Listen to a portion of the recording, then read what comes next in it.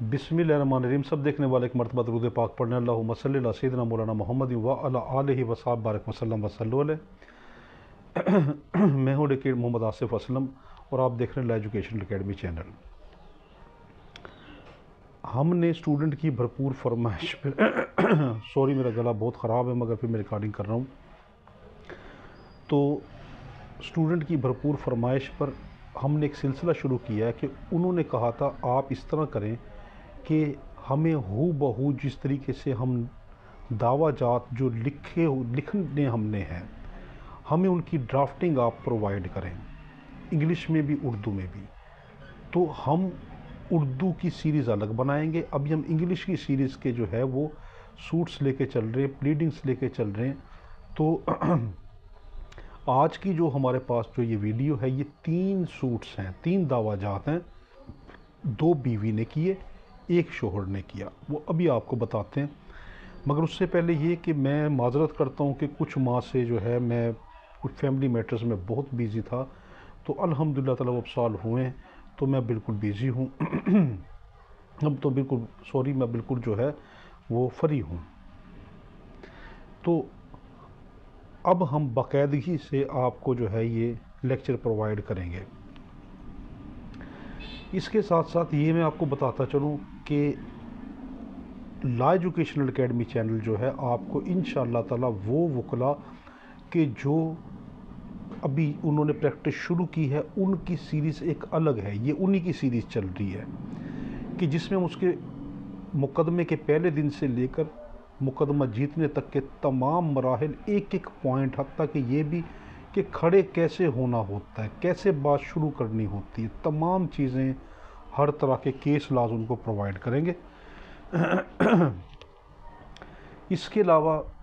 Judiciary के तमाम exam, उसमें सिविल जज, मजिस्ट्रेट, एडिशनल सेशन जजेस, एडीपीपी, डीडीपीपी, इंस्पेक्टर लीगल, उसके अलावा पुलिस की जितनी जॉब्स हैं, एफआईए की जितनी जॉब्स हैं, सीएसएस हैं, पीएमएस हैं, उनकी तैयारी बिल्कुल फ्री इसी चैनल पे आपको इंशाल्लाह मिलेगी। तो आज हम ये शुरू करते हैं ये सीरीज़।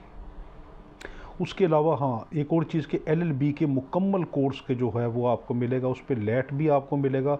और अगर मुझे वक्त मिला तो मैं ला गेट, वैसे तो हमारा चैनल पे मुकम्मल ला गेट के तमाम लेक्चर्स हैं, मगर उसको दीगर इम्प्रूवमेंट के साथ अगर वक्त मिला तो बाद में ला गेट भी आपको जो है इंशाअल्लाह ताला उसके लेक्चर देंगे। ये इंग्लिश ड्राफ्टिंग की सीरीज़ है। ये शुरू में लिखा है बिस्मिल्लाहिर्रहमानिर्रहीम कि शेख मोहम्मद आसिफ असलम एडवोकेट खानपुर बार। ये आपने नहीं लिखना, ये मैंने इसलिए लिखा है क्योंकि मैं आपको पेज रिकॉर्डिंग करके कैमरे के ज़रिए दे रहा हूँ। तो क्योंकि वाइट बोर्ड के ऊपर इतने बड़े बड़े जो लेक्चर हैं वो नहीं लिखे जा सकते, वाइट बोर्ड सिर्फ इस्तेमाल होता है हिंट के लिए। स्टूडेंट ने ये कहा था हमें पूरे दावा जात की ड्राफ्टिंग चाहिए ताकि हम उसमें सिर्फ चंद नामों के रद्द बदल और कुछ मटेरियल फैक्ट को चेंज करके उसको हम आगे जो है लिख सकें। तो ये मैं जो है इसलिए पेज पे कर रहा हूँ, तो इसलिए फिर मैंने ऊपर, क्योंकि लेक्चर हमारे चैनल की प्रॉपर्टी हैं, तो इसलिए मैंने अपना नाम उस पर वो लिख दिया।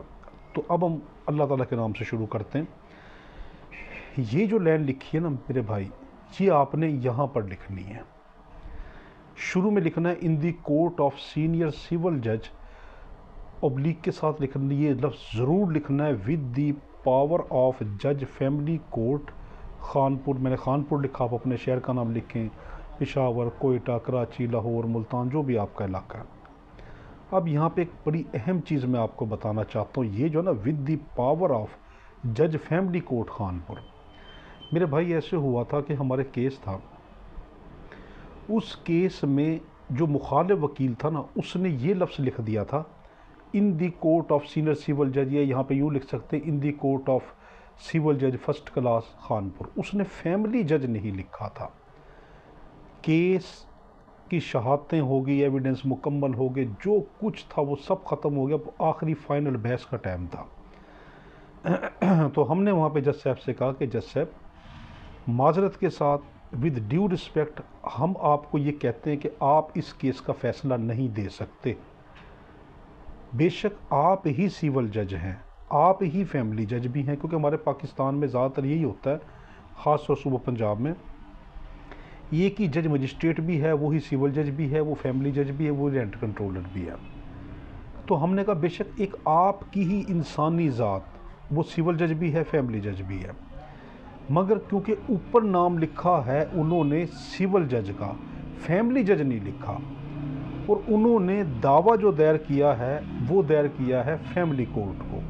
तो वो फैमिली कोर्ट को मुखातिब है, आपको मुखातिब नहीं है। आप जो है सिविल जज हैं, बतौर सिविल जज आपको पुकारा है, तो आप इसका फ़ैसला बतौर फैमिली जज नहीं दे सकते। और वो केस मौके पे खारिज हुआ था, हमारे हक़ में हो गया था। तो इसलिए बहुत बार बार मैं आपको ये कह रहा हूँ, जब भी फैमिली दावा हो, जब भी फैमिली सूट हो, तो ज़रूर लिखना आपने कि विद द पावर ऑफ जज फैमिली कोर्ट, आगे अपना शहर लिख देंगे, मैंने खानपुर लिखा है। अब ये जो दावा जात हैं, ये बीवी करती है जिसका नाम है शाजिया इकबाल। आपने ऊपर से देखो ये लिखा, और ये जगह कुछ स्पेस छोड़नी है ताकि यहाँ पे टिकट स्टैम्प वगैरह होती है।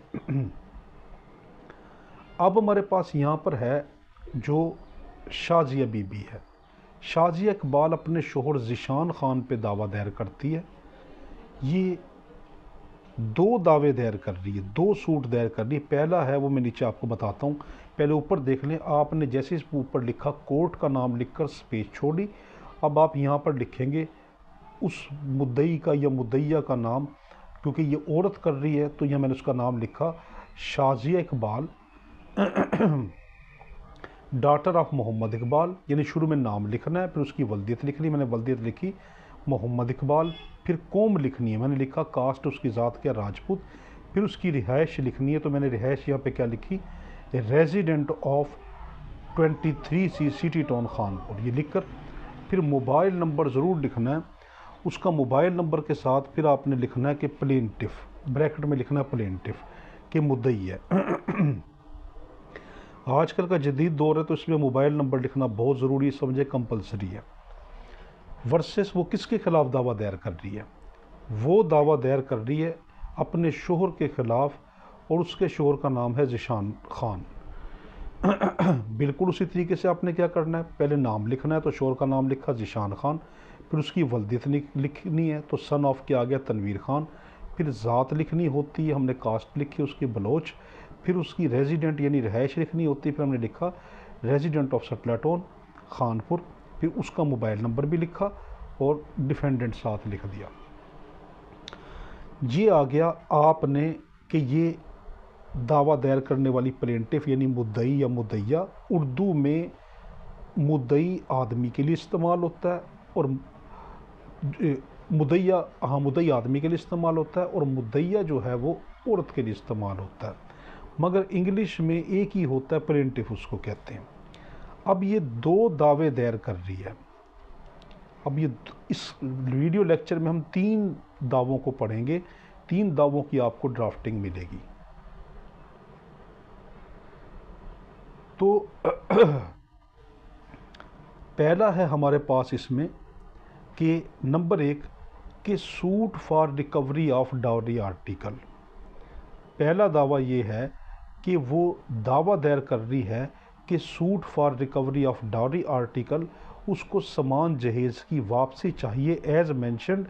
जो मैंशनड की है in list mark A, list mark A में, और इट्स अल्टरनेट अमाउंट, या उसका मतबादल कीमत मैंने कितनी लिखी 60,55,780। बड़ी कीमती बात अब मैं आपको बता रहा हूँ, कभी भी अमाउंट जो है वो बिल्कुल क्लियर फिगर में नहीं लिखनी चाहिए, यानी यूँ नहीं लिखना चाहिए कि 7 लाख का सामान जहेज़, 20 लाख का सामान जहेज़, 25 लाख का सामान जहेज़, क्योंकि मुखालिफ वकील ये कह सकता है कि सर 30-40 आइटम थे, क्या ऐसा कोई इत्तफाक हुआ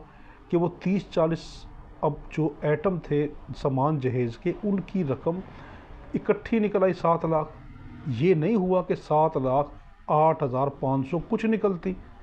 तो इस तरीके मैंने क्या लिखा, 60,55,780 लिखा, तो ये नहीं लिखा 60 लाख का। तो इसलिए आपने भी इस तरीके से लिखना है कि सामान जहेज़ कितना था, तो वो इस तरह की फिगर्स में आना चाहिए। दूसरा उसका दावा है suit for the dissolution of marriage, वो चाहती है कि उसको तलाक दी जाए ऑन द बेसिस ऑफ खुला, खुला की बुनियाद पर।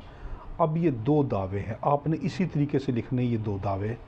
इसको हू बहू इस तरह आप लिख दें, बाकी नाम अपने चेंज करने हैं, नाम कभी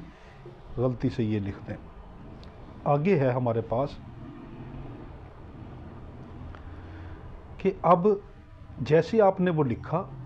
अब इसको आप इस तरह लिखेंगे, दी प्लेंटिफ, जो प्लेंटिफ है, जो मुद्दइया है, रिस्पेक्टफुली बाअदब तरीके से मौज़ूबाना अंदाज में स्टेट्स, वो बयान करती है एज अंडर, ये तमाम बातें इस तरीके से। नंबर एक, इस तरह पॉइंट देना है, याद रखना जब भी नया फ़िक्रा लिखें उसको दैट से शुरू करना, दैट से। उर्दू में जब करेंगे तो फिर शुरू करना ये के, ये के, ये के, इस तरह।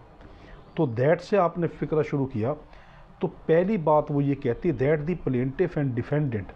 कि मुद्दई और मुद्दा अलैह वर मैरिड, उनकी शादी हुई एट खानपुर, खानपुर में, ऑन द 16 ऑफ मई 2018, 16 मई 2018 को, in accordance with the Muslim rights, मुस्लिम कवानीन के मुताबिक, इस्लामी शरीयत के मुताबिक। ये RITES है, कभी इसको आप ये लिख दें कि RIGHT, वो राइट होता है, वो होता है हक, हकूक, हक वगैरह, तो राइट्स लिखना है, ठीक है मेरे भाई। ये मैं चीज़ें क्यों बार बार आपको बता रहा हूँ, मैं इसलिए बता रहा हूँ कि आपको मैं शुरू से इस तरह लेके चलने की कोशिश कर रहा हूँ। मैं क्या लेके चलने की कोशिश करूँगा, मैं तो किसी के पाँव की जूती के मिट्टी के बराबर भी मेरे भाई नहीं हूँ। सिर्फ जो एक महदूद से, एक नाकिस तरीन सा जो कि इल्म है, कोशिश करते हैं कि बस वो आगे तक पहुँच जाए। तो मैं इस तरीके से लेके जाने की कोशिश कर रहा हूँ कि आपको KG क्लास के स्टूडेंट जिस तरह होता है ना, कि बच्चे की तरह समझा रहे हैं उस तरह, तो ताकि आपके लिए आसानी को गलती ना हो, ताकि आप जब अदालत में पेश हों तो बावकार तरीके से पेश हों। ये बड़ा कीमती फ़िक्रा है। दी सर्टिफाइड कापी ऑफ निकाह नामा is attach with the plaint, कि जो निकाह नामा की या तो फ़ोटो कापी पेश करें या ओरिजिनल पेश करें या उसकी सर्टिफाइड यानी हस्ब ज़ाब्ता पेश करें, वो ज़रूर पहले फ़िक्रे में लिखनी है। अगर आपका निकाह ही साबित नहीं है, औरत कहती मेरा शोहर है, तो उसको साबित करना पड़ेगा ना वाकई शोहर है। जैसे आप कैसे मान लें कि वो उसका शोहर, उसकी कहने पे तो नहीं आएगा ना, कोई डॉक्यूमेंट्री एविडेंस हो। तो निकाह नामा इस्टेब्लिश करता है कि ये उनकी शादी हुई थी। अब है फ़िक्रा नंबर 2, ये है कि दैट अबाउट 5 ईयर्स, तकरीबन 5 साल तक, दी रिलेशंस, जो ताल्लुकात थे बिटवीन दी पार्टीज़, दोनों पार्टीज़ में, यानी मुद्दई और मुद्दा अलैह मियाँ बीवी में, रिमेंड, वो रहे क्वाइट कॉर्डियल, बिल्कुल मोहब्बत वाले, दिल की गहराइयों वाले, दिलों वाले, प्यार मोहब्बत वाले, cordial. But with the passage of time, लेकिन वक्त गुजरने के साथ साथ, द डिफेंडेंट स्टार्टेड, जो मुद्दा अलैह यानी शोहर था, स्टार्टेड, उसने शुरू कर दिया, कॉर्लिंग, लड़ाई झगड़ा करना, विद द प्लेंटिफ, मुद्दइया के साथ, बीवी के साथ, ऑन पेटी हाउस होल्ड मैटर्स, मामूली से घर के मामलात के को लेद कर, यानी छोटी छोटी बातों पे वो लड़ना झगड़ना शुरू हो गया। आफ्टर फैमिली इंक्वायरी, जब फैमिली ने अपनी कोई इंक्वायरी की, छानबीन की, इट हैज़ बीन प्रूव्ड, ये साबित हो गया, that the defendant has close relations, कि डिफेंडेंट के बड़े करीबी ताल्लुकात है विद ए लेडी, एक औरत के साथ, नेम्ड, जिसका नाम है Sana Anjum, daughter of Shahzad Chaudhary, lived in Khanpur, इस लड़की के साथ जिसका नाम ये है, जो खानपुर में रहती है। यहाँ पे बड़ी कीमती एक बात, जब भी कोई वकील आपके ख़िलाफ़ इस तरह की बातें करें कि बीवी ये इल्ज़ाम लगाए कि शोहर शराबी है, जुआरी है, चोर है, नशई है, वो औरतों से ताल्लुकात कायम करता है, यानी मुंह खोल के जो मुंह में आए वो लिख दे, बीवी वकील के ज़रिए लिखवा दे, तो आपका काम ये है, मुखालिफ वकील का काम ये है, जो शोहर वाला हो, या अगर शोहर बीवी के ख़िलाफ़ लिखवा दे कि बदचलन है, फ़लाँ इसके साथ इसके चक्कर है वगैरह वगैरह, अल्लाह माफ़ करे, तब मुखालिफ वकील को ये चाहिए कि वो क्या करे, फ़ौरन से पहले CPC ऑर्डर 6 रूल 16 की जो है वो कार्रवाई करे उसके ख़िलाफ़,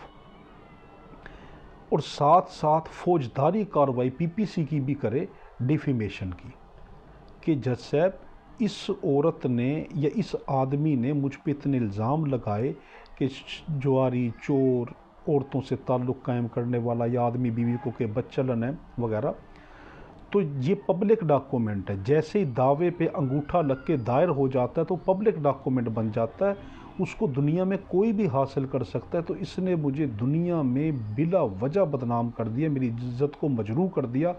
मैं कहीं मुंह दिखाने के काबिल नहीं रहा। लिहाजा या तो ये साबित करे कि मैंने इस तरह के काम किए, मेरे इस तरह के रिलेशन है, या ये क्या करे, इसके खिलाफ कार्रवाई की जाए। तो दोबारा कभी ऐसा लिखने से उनको पता चल जाएगा, और ये प्रैक्टिस ज़रूर करनी चाहिए मेरे भाई। बड़े अफसोस के साथ मैंने कभी ऐसी प्रैक्टिस में कभी भी ये चीज़ नहीं देखी, बशमूल मेरे भी। मैं भी लिखने वाला होता हूँ तो मेरे जो दोस्त है बाब है वो कहता छोड़ो यार, छोड़ो इस चीज़ को। तो दुख होता है इन चीज़ों को, यार बंदा क्यों इन चीज़ों को वो करता है कि किसी पे इल्ज़ाम तराशी है बिला वजह, और सबसे बड़ी बात ये गुनाह कबीरा है। तो इस तरह जो है आपने, ये हमारा फ़िक्रा नंबर 2 हो गया कि पहले उसने क्या कहा कि हमारी शादी हुई, 5 साल तक हम ठीक रहे, उसके बाद उसका एक औरत से चक्कर हो गया, उसकी वजह से जो है उसने मुझसे छोटे छोटे मामलों में घर में लड़ना झगड़ना शुरू कर दिया। अब है आगे, उसके बाद है फ़िक्रा number 3, that when the plaintiff, और जब जो प्लेंटिफ था, जो प्लेंटिफ औरत थी, रिक्वेस्टेड, उसने गुजारिश की, द डिफेंडेड, मुद्दा अलैह को यानी शोहर को, to break up all the relation, के तोड़ दो सब ताल्लुकात, विद सच लेडी, उस औरत से, एज मैंशनड अबाउ, जिसका जिक्र ऊपर किया गया है। देन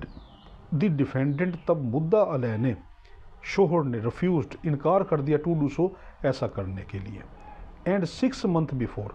और तकरीबन 6 महीने पहले, ही टर्न्ड द प्लेंटिफ आउट, उसने निकाल दिया प्लेंटिफ यानी बीवी को, मुद्दइया को, ऑफ द डोर्स, उसके घर से। सिंस देन, तब से लेके अब तक, द प्लेंटिफ जो मुद्दइया है, बीवी है, is living with her parents, अपने वालदान के साथ रह रही है। तो यानी जब बीवी ने उसको कहा कि तुम इसके ताल्लुक़ ख़त्म करो, उसने कहा जी मैं तो नहीं इस तरह कर सकता, और उसने उसको घर से निकाल दिया। अब है हमारे पास फ़िक्रा नंबर 4।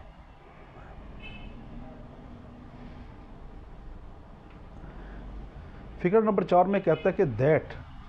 कि जब, दैट के from the date of her expulsion, जब से उसने इसको घर से निकाला, एक्सपल्शन निकाल दिया है, फ्राम हर हस्बैंड हाउस, अपने शोहर के घर से, द प्लेंटिफ जो मुद्दइया है, एंड हर पेरेंट्स, और उसके जो वालदैन हैं, है बीन अप्रोचिंग, वो बार बार रसाई हासिल कर रहे हैं, पहुंच हासिल कर रहे हैं, कंटेक्ट कर रहे हैं, द डिफेंडेड से, रिपीटेडली, और बार बार रिक्वेस्टिंग, उससे दरख्वास्त कर रहे हैं, गुजारिश कर रहे हैं, हिम, उसको, to take the plaintiff back, कि इस औरत को, बीवी को, मुद्दइया को ले जाओ वापस, टू हिज हाउस, अपने घर में, एंड लीव सच लेडी, और उस औरत का पीछा छोड़ दो, एज रिटन अबाउ, जिसको ऊपर लिखा गया है, बट नो अवेल, लेकिन वो सुनता ही नहीं, कोई बात नहीं मानता, यानी कोई फ़ायदा ही नहीं हुआ। नंबर 5, दैट 3 days बिफोर, तकरीबन 3 दिन पहले, द डिफेंडेंट जो मुद्दा अलैह यानी शोहर है, refuse to take the plaintiff, उसने खुला इनकार कर दिया मुद्दइया के लिए, back to take the plaintiff back to his house, के मैं उसको अपने घर पे नहीं लेके जाता। एंड फाइनली, और आखिरकार, आल्सो अनाउंस्ड, और साथ साथ ये भी ऐलान कर दिया, ये भी बता दिया, खुलेआम कह दिया, that he is going to marry, कि मैं तो शादी करने जा रहा हूँ, सच लेडी, उसी औरत से, एज मैंशनड अबाउ, जिसका जिक्र मैंने ऊपर किया है, उस औरत से शादी करने जा रहे जिसका जिक्र मुद्दइया ने ऊपर किया। अब आ गया छठा फ़िक्रा। छठे में ये है कि that due to such acts and series of act, इन्हीं अमाल, इन्हीं अफ़ाल की वजह से, यानी इन्हीं करतूतों की वजह से,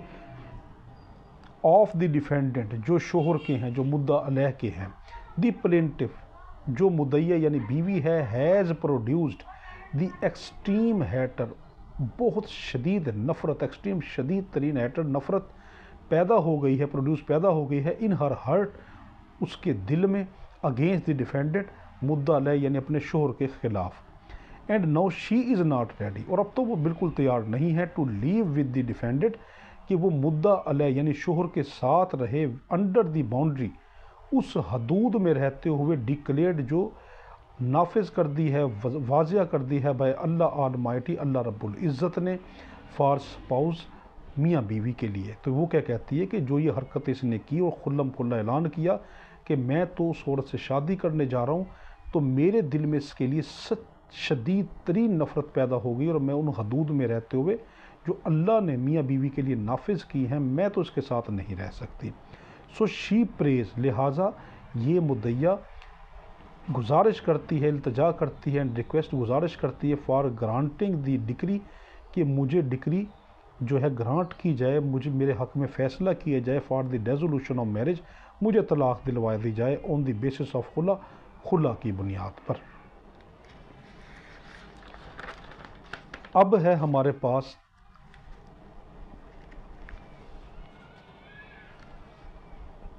फ़िक्रा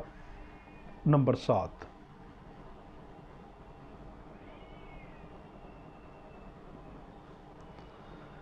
फ़िक्रा नंबर 7 ये कहता है दैट के the dowry article,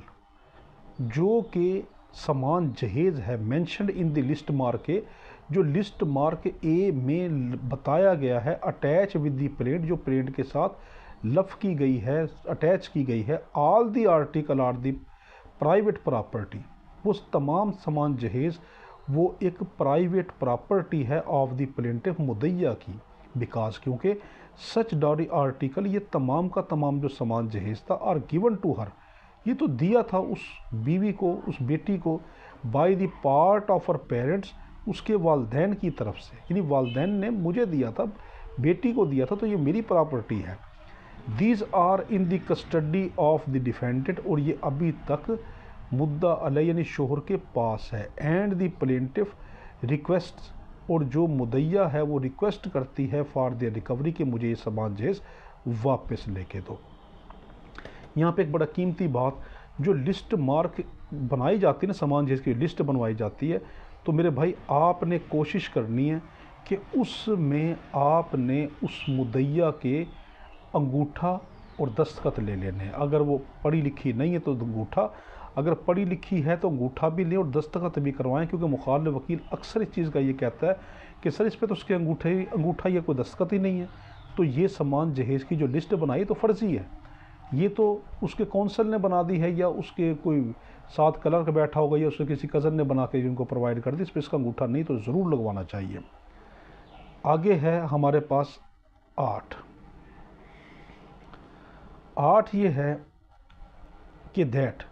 the parents of the plaintiff, जो मुद्दइया के वालदैन हैं, आर लैंड लॉर्ड, वो जो हैं वो ज़िम्मेदार हैं, लैंड लॉर्ड पर्सन ज़िम्मेदार लोग हैं, मोर और मज़ीद they have multiple other sources, उन सोर्सेस ऑफ इनकम, और उनके पास ज़राए आमदनी के दीगर भी ज़राए हैं, मल्टीपल दूसरे भी बेशुमार ज़राए हैं, due to their various running businesses, क्योंकि उनके मुख्तलिफ तरह के रनिंग मौजूदा बिजनेसेस, जो बिजनेस है वो चल रहे हैं। दैट इज़ वाई, यही वजह है, they gave such costly dowry articles, इसीलिए तो उन्होंने इतने महंगे जो है उसको समान जहेज़ दिया टू द प्लेंटिफ को, at the time of her marriage, उसकी मैरिज के वक्त पर, विद द डिफेंडेंट, जो मुद्दा अलैह यानी शोहर के साथ हुई थी। ये बड़ा कीमती है, मैं ये पूरा ये फ़िक्रा आपको दोबारा बताऊंगा। The receipts of the dowry article, जो रसीदें हैं इन समान जहेज़ों की, are also attach with the print, वो प्रिंट के साथ अटैच कर दी गई हैं। अब यहाँ पे एक बात बड़ी कीमती है, वो आप सुनें। ये जो फ़िक्रा नंबर मैंने 8 लिखा ना, ये बड़ा कीमती है, इसी की बुनियाद पे फ़ैसला होता है, और इसी को मुखालिफ वकील बार बार कुरेदता है, बार बार इसको पूछता है, इसी पे बहुत बड़ी जरा की जाती है। अगर आप के पास जो क्लाइंट आती है, उससे सबसे पहले ये पता करें कि बीबी जो आप समान जहेज़ लिखवा रही हैं, क्या, पहले ये बताएं आपके वालिदैन क्या करते हैं, आप लोगों का ज़रिया आमदन क्या था, कभी ऐसा तो नहीं कि आपके वालिदैन कोई मेहनत मजदूरी करते हों और फिर जिस टाइम आप सामान जहेज़ लिखवाएं तो आप उसको लिखवा दें कि 20 लाख 25 लाख 30 लाख का दिया। और ये ज़रूर पूछें कि आपके दीगर बहन भाई कोई कवारे हैं, वो क्या करते हैं, क्योंकि दूसरा वकील ने ये कहना है कि सर इसके वालिदैन जो हैं बेशक हर शोबा इज़्ज़त वाला है माशाअल्लाह ताला,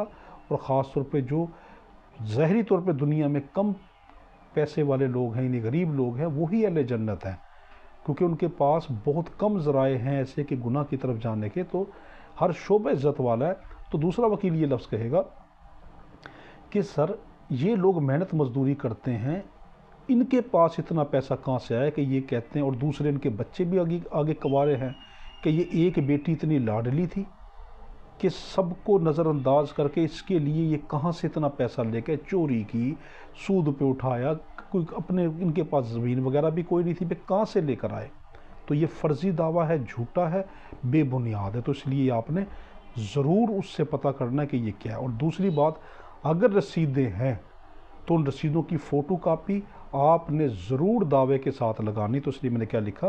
कि इसकी रसीदें जो है डायरी आर्टिकल की लगाई हैं, इससे दावा आपका बहुत मजबूत हो जाता है। दूसरा है अगला 9वां, that the cause of action, कि जो बिनाए दावा है, यानी जो झगड़ा अरोज वो खड़ा हुआ अगेंस्ट डिफेंडेड, मुद्दा अलय शोहर के खिलाफ 6 मंथ को 6 महीने पहले, when he expelled the plaintiff, जब उसने निकाल दिया मुद्दइया यानी बीवी को फ्राम हिज हाउस अपने घर से, एंड फाइनली और आखिरकार 3 डेज़ बिफोर 3 दिन पहले, व्हेन ही क्लियरली रिफ्यूज, जब उसने वाजिया तौर के ऊपर जो है इनकार कर दिया टू लीव द लेडी, उस औरत को छोड़ने से, who is the main source, जो असल ज़रिया है ऑफ देयर लाइफ डिज़ास्टर, उनकी ज़िंदगी की बर्बादी का, डिज़ास्टर का। तो यानी बिनाए दावा आपने लिखना है। तो ये वाला जो है ये कानूनी फ़िक्र है, ज़रूर लिखा जाएगा बिनाए दावा कब पैदा हुआ। अब है हमारे पास इसका 5वां।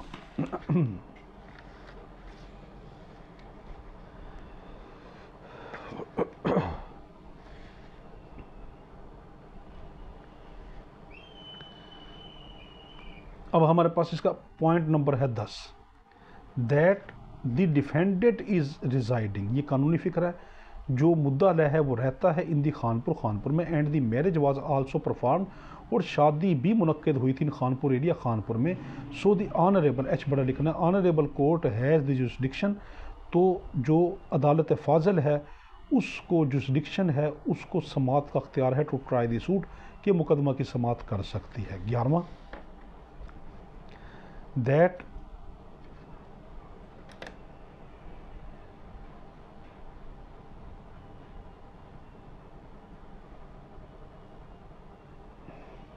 That the value of subject matter of the suit for the purpose of court fee and jurisdiction of the court, जो इस मुकदमे की जो वैल्यू है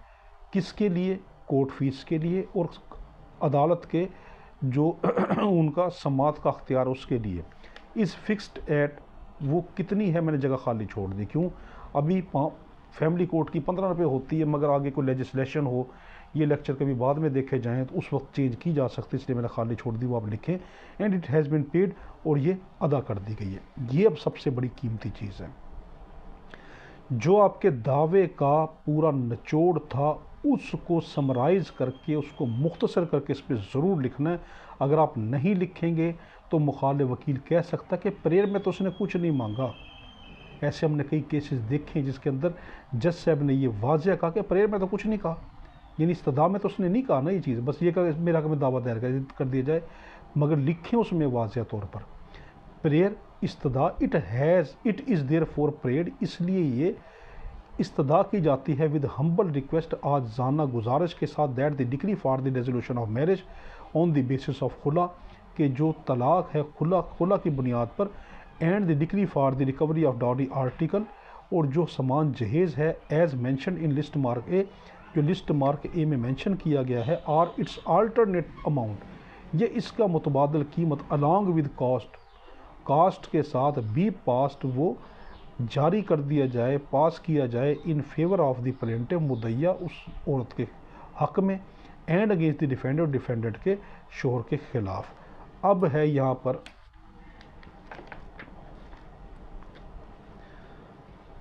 पर आप जो है ये डेट लिखेंगे और यहाँ पर जो है आप लिखेंगे उस मुद्दइया का नाम कि शाजी इकबाल प्लेंटिफ, थ्रू उसके कौंसल का नाम लिखेंगे, वकील का नाम लिखेंगे थ्रू मोहम्मद आसिफ असलम एडवोकेट। यहाँ आप जो वकील है वो अपना लिखें। उसके बाद है वेरिफिकेशन, बड़ी अहम, कि वेरीफाइड एट खानपुर, कि खानपुर में ये वेरीफाई किया, डेटेड कौन सी डेट को, वो डेट लिखेंगे। That the contents of the plaints, कि जो कंटेंट्स हैं, जो मतन है, जो मवाद है प्लेंट का, are true to my best of knowledge and belief, मेरे इल्म और यकीन की हद तक बिल्कुल दुरुस्त है। फिर नीचे यहाँ पे शाजी इकबाल प्लेंटिफ लिख कर दस्तखत करवा लेंगे। तो ये जो हमारा दावा था ये किस चीज़ का था? ये वो था जो बीवी ने 2 दावे किए शोहर के ख़िलाफ़, एक समान जहेज़ का और एक दावा उसने जो दायर किया वो खुला के लिए किया था। अब हम आते हैं शोहर के दावे की तरफ। जैसे ही शोहर को, बड़ी कीमती बात बता रहा हूँ, जैसे ही शोहर को पता चलता है कि मेरी बीवी ने मेरे खिलाफ़ दावा दायर कर दिया और वो आपके पास आता है, आप एक वकील आपके पास आता है कि वकील साहब मेरी बीवी ने इस तरह दावा दायर किया, मैं क्या करूं? आपने फ़ौरन से पहले उसके पास suit for the restitution of conjugal right का दावा दायर करना है, कि यानी जिसको आम फहम में दावा बराए, जिसको दावा बाजू भी कहते हैं और उसको दावा बराए अदाए हकूक़ ज़नशोई भी कहते हैं, वो आपने दायर कर देना। उससे फ़ायदा ये होगा कि आप अदालत में कहेंगे सर ये खुद नहीं बसना चाहती, मेरा जो है क्लाइंट, वो तो शोहर, वो तो बेचारा इतना मोहब्बत इससे करता है, इसके बगैर उसको नींद नहीं आती, तो ये तो मर जाएगा इसके बगैर। और दावे में भी इसी तरीके से ज़ाहिर करना है कि वो उससे बहुत प्यार करता है, उसके बगैर जीने का तसव्वुर भी नहीं कर सकता। तो जब ये करेंगे तो जज साहब कहेंगे उस बीबी को कि ठीक है जी, आपकी जो शराइत हैं वो जब जो है ये मकबूल शराइत बता दें, वो आपको बसाना चाहता है। तो ऐसे कई केसेस होते हैं कि शोहर के हक़ में फ़ैसला हो जाता है और बीवी उसके घर में दोबारा बसाई जाती है। क्योंकि जब हम खुला के लेक्चर पढ़ेंगे तो उसमें बताएंगे कि खुला जो है कि इस्लामिक कंसेप्ट है और ये ख़ास अगर शराइत पूरी हों तो बीवी खुला ले सकती, वरना नहीं। तो ये शोहर जो है वो दावा वही इसी तरीके से, ये ऊपर आपने नहीं लिखना, मैंने पहले बता दिया, उसी तरीके से in the court of the senior civil जज, मगर ये ज़रूर लिखेंगे विद द पावर ऑफ जज फैमिली कोर्ट खानपुर, आप अपना शहर का नाम लिखें। पहले वहाँ बीवी ने दायर किया था तो शाजी इकबाल का नाम पहले आया था। अब क्योंकि मुद्दई का नाम पहले होता है, मुद्दई कौन है? ये दावा दायर कर रहा है शोहर, बीवी के खिलाफ दावा दायर कर रहा है, तो ज़ीशान खान आ गया, उसकी वल्दियत तनवीर खान आ गई, उसकी कास्ट बलोच आ गई, रेजिडेंस सट्टाटोन खानपुर आ गया, मोबाइल नंबर आ गया, नीचे ब्रैकेट में प्लेंटिफ, और फिर उसके साथ आपने क्या लिखा है? वर्सेस किसके खिलाफ कर रहे हैं? बीवी के खिलाफ, कि शाजी इकबाल, उसकी वल्दियत आ गई, उसकी कौम आ गई, रिहाइश आ गई, और उसके बाद मोबाइल नंबर, डिफेंडेंट आ गया। अब ये कौन सा दावा दायर कर रहा है? ये दावा दायर कर रहा है suit for the restitution of conjugal right, कि मेरा घर बसा कर दो, सिंपल वर्ड में, कि वो दावा बाजू यानी दावा अदाए हकूक़ ज़न व शोई का दावा दायर कर रहा है कि मैं इसको बसाना चाहता हूँ जज साहब, इसको मेरे पास भेजो, जो शराइत ये मकबूल कहती मैं देने को तैयार हूँ। तो ये ऊपर लिखा आपने, इसके नीचे अंडरलाइन ज़रूर करनी, जिस तरह मैंने उस दावे पे भी की, तो उसको दोबारा पीछे जाकर चेक कर लेना। तो जो दावा करते हैं उसके नीचे अंडरलाइन होती है। यहाँ पे लिखा the plaintiff respectfully states as under, लिख दें, या ये भी लिख सकते हैं दी प्लेंटिफ रिस्पेक्टफुली शवित, ये भी लिख सकते हैं।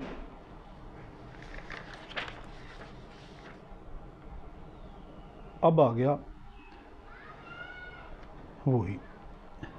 पहला फिक्रा, that both the plaintiff and defendant, दोनों प्लेंटिफ और डिफेंडेंट वर मैरिड, वही वाली बात जो पहले थी,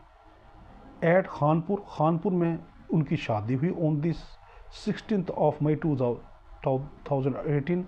16 मई 2018 को, in accordance with the Muslim rites, इस्लामी शरीयत के मुताबिक। द सर्टिफाइड कापी ऑफ निका नामा is attach with the plaint, उसकी सर्टिफाइड कापी जो है वो साथ लफ कर दी गई, अटैच कर दी गई है। दूसरा, ये बड़ा कीमती कि आपने ये बताना है कि झगड़ा क्यों हुआ है, आपके खिलाफ क्यों बीवी गई है। तो यहाँ पे कहता है that both plaintiff and the defendant, दोनों के दोनों मुद्दई और मुद्दा लहा, ये यानी मियाँ बीवी वर लिविंग टुगेदर, इकट्ठे रह रहे थे as a happy loving family, बहुत ही खुशहाल प्यार मोहब्बत करने वाली फैमिली के तौर पर। The defendant gave her warm, जो डिफेंडेंट यानी बीवी, गेव वो देती थी, हर वार्म सेंटीमेंट्स, अपने गर्म, अपने पुरजोश जो है सेंटीमेंट्स, अपने जज्बात यानी अपना प्यार मोहब्बत देती थी,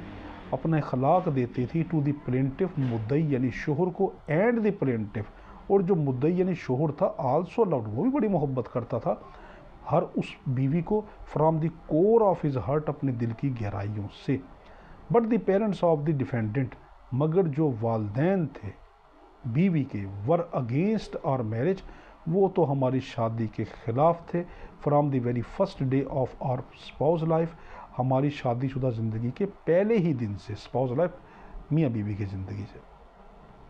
बिकॉज क्योंकि I belong to a middle class family, क्योंकि मैं एक मिडिल क्लास फैमिली से ताल्लुक़ रखता हूँ। अगला, दैट वेरी ऑफ्टन, अक्सर, अक्सर व बेशतर, वेरी ऑफ्टन अक्सर व बेशतर, the parents of the defendant, जो मुद्दइया यानी बीवी के जो वालदैन थे, विजिटेड आवर हाउस, हमारे घर आते जाते रहते थे, and tried their level best, और पूरी कोशिश करते थे, कोई उन्होंने कसर नहीं छोड़ी, लेवल बेस्ट, टू स्पॉइल, के ख़राब कर दे, the mind of the defendant, defendant मुद्दा अलैह यानी बीवी, मेरी बीवी के जहन को ख़राब कर दे, स्पॉइल कर दे, अगेंस्ट मी, मेरे ख़िलाफ़ उसको भड़का दे, उसको पटियाँ पढ़ा दे, उसका जहन ज़हर-आलूदा कर दें। But the defendant always handled, मगर जो मेरी बीवी थी, डिफेंडेंट थी, ऑलवेज़ हमेशा हैंडल, वो इस मामले को हैंडल कर लेती थी, सच इश्यूज़, इन मामलात को, वेरी पोलाइटली, बड़े शाइस्ता अंदाज में, बड़े अच्छे तरीके से उसको हैंडल कर लेती। चलो ठीक है जी, माँ बाप कह रहे हैं, उनकी भी सुन ली, और शोहर जो आया उसको बताया भी नहीं चीज़ का क्या है क्या नहीं, यानी मामले को रफा दफा बेचारी कर देती थी। अब है अगला पॉइंट, चौथा, दैट अबाउट 6 मंथ को, तकरीबन 6 महीने का अरसा हुआ है, the parents of the defendant, जो लड़की के यानी बीवी के जो वालदैन थे, टुक हर मुल्तान, उसको मुल्तान ले गए, on the pretext of joining, on the pretext, इस उज़र की बुनियाद पे ये बहाना बनाकर, of joining a marriage ceremony, कि वो शादी की तकरीब अटेंड कर रही है, ऑफ हर क्लोज रिलेटिव, जो उसके करीबी रिश्तेदारों की जो शादी की तकरीब है वो उसको उसमें शिरकत करने जा रही है। एंड सिंस देन, और तब से लेकर अब तक,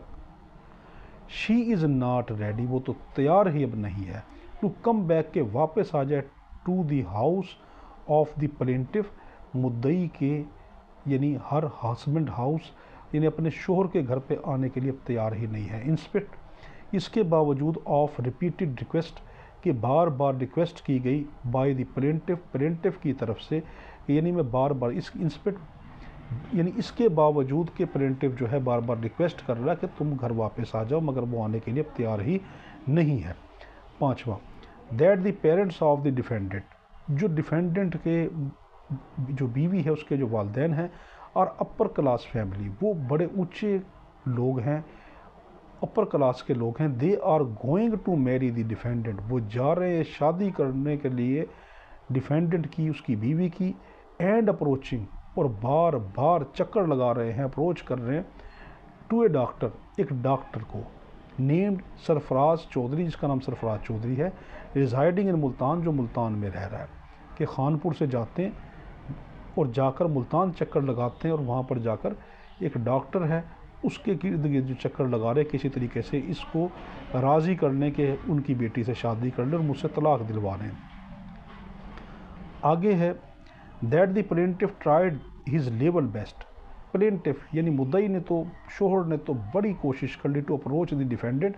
कि वो किसी तरीके से डिफेंडेंट से कंटेक्ट कर ले, बट ऑल द सोशल, मगर तमाम तरह के समाजी एंड फ़ोन कनेक्शंस, और जितने मोबाइल के कनेक्शन हैं, ऑफ द डिफेंडेंट, मुद्दा अलह के यानी बीवी के, और कट ऑफ, वो बिल्कुल बंद कर दिए गए, यानी शोहर के वहाँ पहुँचने के तमाम ज़राए बंद कर दिए गए हैं, उसके समाजी कनेक्शन भी, कि कोई की बीवी के पास आके उसका कोई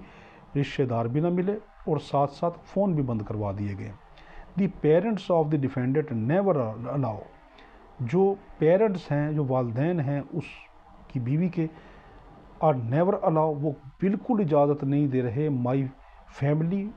मेरे ख़ानदान को, एंड फ्रेंड्स, और मेरे दोस्तों को, टू अप्रोच द डिफेंडेंट, कि किसी तरीके से वो पहुँच ही नहीं पा रहे डिफेंडेंट की तरफ, यानी मेरी बीवी की तरफ, इन ऑर्डर टू रिकॉन्सिलिएट, कि किसी तरीके से वो तस्फिया करे, किसी तरीके से सुलह करवाएं, मामले का हल निकाल लें, और स्पाउस मैटर, जो हमारे मियाँ बीवी के मैटर है, यानी वो उसको मुल्तान लेकर गए वालिदैन, क्योंकि वो ऊपर क्लास के लोग हैं, वो एक डॉक्टर के साथ उसका रिश्ता करना चाहते हैं, और वो क्या कर रहे हैं कि वो उन्होंने सारे कनेक्शन बंद कर दिए हैं, हत्ता कि न इसकी फैमिली को मिलने देते हैं, न किसी ताल्लुक़ वाले को, और नंबर भी बंद कर दिए गए। अब ये मैटर है, देखो इनका, आपने अपने दावे के अंदर अपनी क्लाइंट से पता करना भी तुम्हारे क्या मैटर हैं, जो उनका मैटर हो उसको मैटर पे लिखेंगे, बाकी जो तमाम है वो अगर उससे रिलेटेड है तो आप उसको उस तरह लिख देंगे। आगे है हमारे पास दैट द डिफेंडेंट फाइनली, और आखिरकार जो डिफेंडेंट यानी कि बीवी है, फाइनली आखिरकार मिट द प्लेंटिफ, वो मुझे मिली, एंड डिमांडेड फॉर डाइवोर्स, मिली तो सही मगर डाइवोर्स लेने के लिए। She is finally she is fully under the pressure of her family, वो अपनी फैमिली के पूरे प्रेशर में हैं, एंड इज़ पपेट, और वो उनके हाथों की कठपुतली बनी हुई है, इन देयर हैंड, उनके हाथों की, यानी वालिदैन के प्रेशर में है और उनके हाथों की कठपुतली बनी है, जो वो कहते हैं, जो पट्टी बढ़ाते हैं,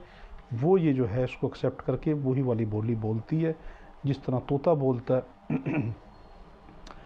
अब है हमारे पास फ़िक्रा नंबर 8, दैट के the plaintiff loves the defendant, ये बड़ा कीमती फ़िक्रा है ताकि आपने अदालत को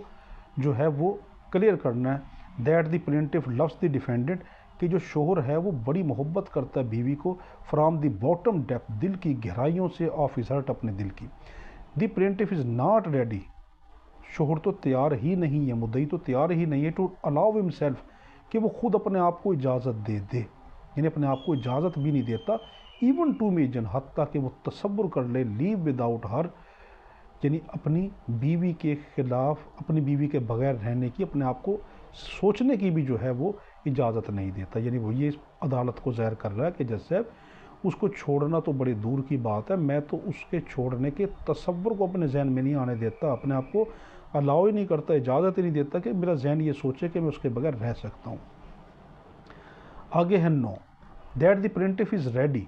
प्लेंटिफ जो है वो तैयार है, to fulfil all the reasonable, ये जो लफ्ज़ है ना रीज़नेबल, ये ज़रूर लिखना है, कि अगर ये ना लिखा तो फिर वो कहेंगे भाई हमें आधा जो है खानपुर दे दो, हमें पाकिस्तान दिलवा दो, तो फिर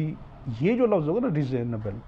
इसका मकसद ये होगा कि अदालत में वो आकर जो भी माकूल डिमांड है वो मांगे और मैं देने को तैयार हूँ। तो that the plaintiff is ready,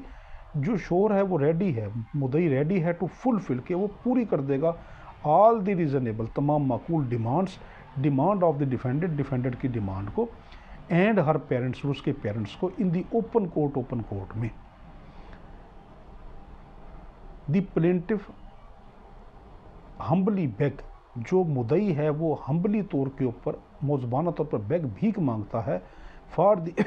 arrival of the defendant, कि डिफेंडेंट को, उसकी बीवी को वापस ला दो, ही इज़ बीलव्ड वाइफ, उसकी मोहब्बत वाली, प्यार वाली, उसकी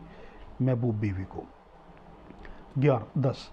that the cause of action, वही कानूनी फ़िक्रा, that the cause of action arrows,